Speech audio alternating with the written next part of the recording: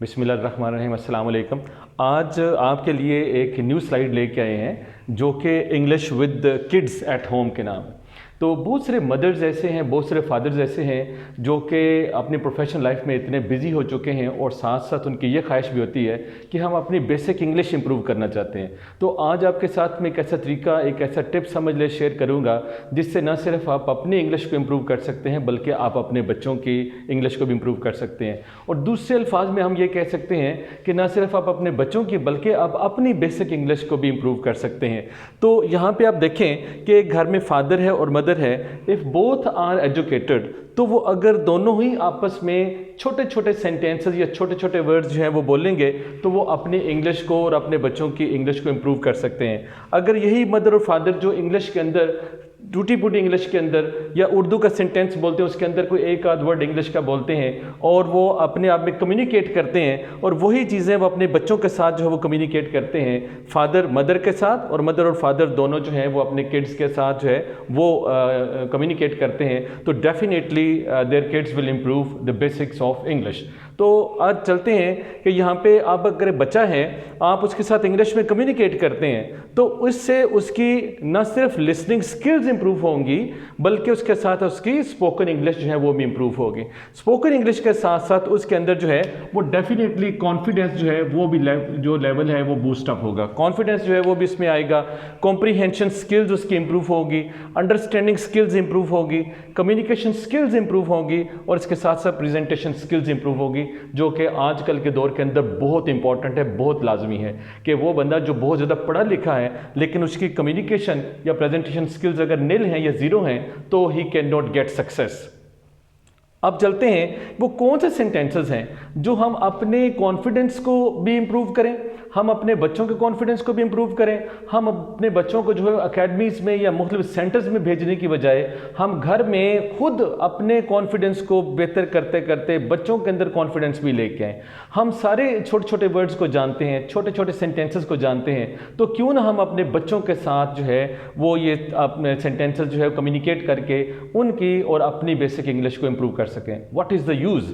अगर आप इंग्लिश बोलना जानते हैं, आप एजुकेटेड हैं, आप क्वालिफाइड हैं, आप इंग्लिश बोलते हैं but you don't use those words with your kids, ठीक है, तो इसमें तो कोई इसमें प्रॉब्लम नहीं बच्चे की, ये डेफिशिएंसी सरासर पेरेंट्स की होती है और फिर हम अपने बच्चों को उन अकेडमीज भेजते हैं। Let's go towards sentences. Number 1 sentence है, हम घर में देखते हैं, हम बच्चे से कहते हैं उठो, तो उसके लिए हम क्या इंग्लिश बोलेंगे? Wake up.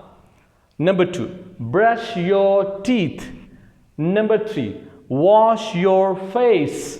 Number 4, wash your hands. Number 5, clean your hands. Number 6, eat your breakfast. अब इसमें आप देखें कि wake, brush, wash, फिर wash, clean, eat, ये सारे verbs हैं, ठीक है। आप सिंपल भी बोल सकते हैं। अच्छा, वेक अप, आप ब्रश, क्या ब्रश करना है? डेफिनेटली टीथ को करना है। वॉश, क्या वॉश करना है? Wash your face, wash your hands, wash your shoes, जो चीज़ भी साफ करनी होगी आप उसके साथ वॉश लगा सकते हैं। नंबर 7, अब वो बच्चा जो है उसका कुछ काम है, आप उससे कहना चाहते हैं काम करो, do your work. Number 8, do your homework, अगर क्लास वर्क उसका पेंडिंग है, do your class work. Number 10, watch TV. Number 11, don't watch TV. अब इधर से पॉजिटिव के साथ नेगेटिव बन गया, आप उसे कहते हैं टीवी देखो, आप उसे कहते हैं टीवी ना देखो। Watch TV, don't watch TV, आप उसे कहना चाहते हैं कि बेटा कार्टून्स देखो, तो क्या कहेंगे आप? Watch cartoons. अगर आप उसे कहते हैं अच्छा बेटा ये अपना जो है वो मूवी देखो, तो फिर क्या आप कहेंगे? Watch movie. तो वॉच का जो है वो आपको यहाँ पे वर्ब वो पता होना चाहिए, जैसे डू, यहाँ पे डू, यहाँ पे डू, यहाँ वॉच, यहाँ डोंट। अब नेक्स्ट नंबर 12 है, गो टू बेड, आप उसे कहते हैं सोने जाओ, सो जाओ, गो टू बेड। नंबर 3, अगर बच्चा आपको डिस्टर्ब कर रहा है, आप ऐसे कहते हैं कि यहाँ डिस्टर्ब ना करो, तो आप उससे इंग्लिश में क्या कहेंगे? Don't disturb. अगर आप उससे कहते हैं शोर ना करो, डोंट मेक अ नॉइज, आप उससे कहते हैं ग्लास ले आओ, ब्रिंग दैट ग्लास। आप कहते हैं कि वो चेयर ले आओ, ब्रिंग दैट चेयर। आप उसे कहते हैं ये ले जाओ। कोई आपने चाय पी और कप देना चाहते हैं, आपने पानी पिया गिलास देना चाहते हैं, तो क्या कहेंगे? Take this. अगर आप इशारा करते हैं, चूंकि ये दिस और दैट डेमोन्स्ट्रेटिव प्रोनाउंस हैं, तो आप कहते हैं कि वो ले जाओ, तो फिर क्या होगा? Take that.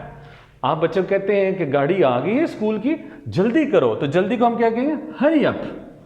और अगर आप उसे कहते हैं कि कुछ यार ये सेंटेंस बोलो, ये वर्ड बोलो, वो नहीं बोलता, आप उसे मोटिवेट करते हैं, तो अक्सर हम वर्ड बोलते हैं कम ऑन।